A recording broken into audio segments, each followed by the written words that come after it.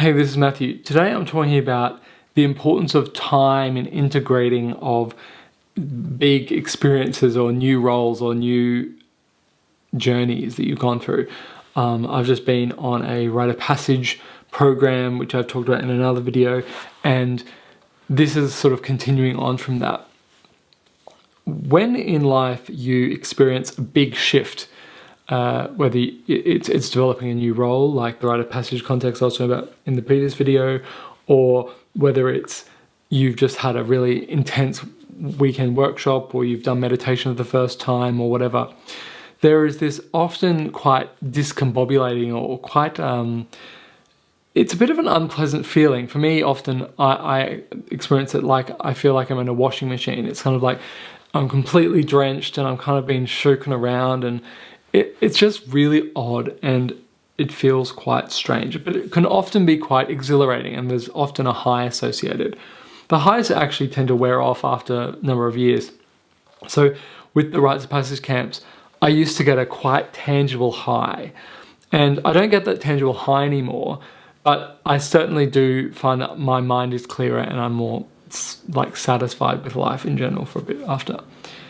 But there's often this experience of being in a washing machine, or at least that's why I like to describe it. So how do you integrate that? How do you feel that and not let it become overwhelming?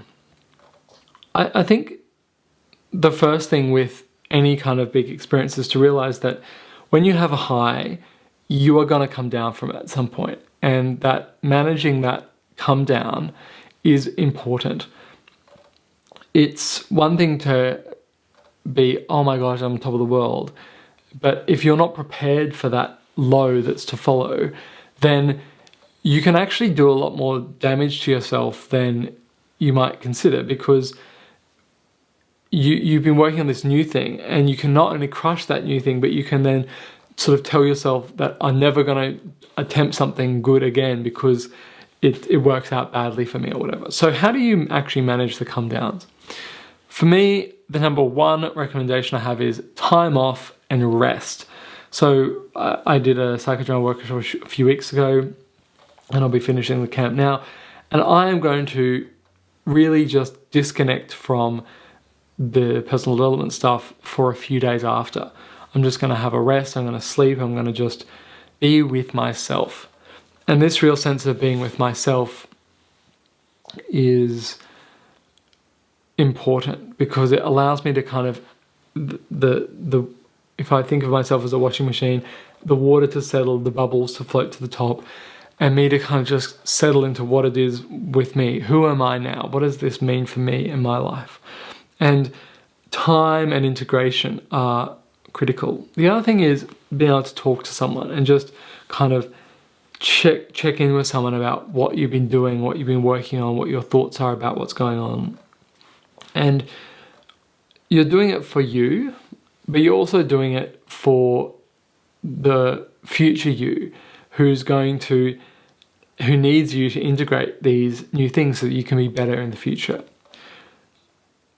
When also with high experiences, there can be a lot of problems associated with being a bit liminal. Like we'd say liminal space, it's kind of like this experience being high, but it can also be dangerous because if you're operating heavy machinery or you're driving a car, you can have your perception of time is a bit distorted, and so you can be dangerous in some contexts. So being just aware of your mental state is important, and so doing some journaling is probably worthwhile.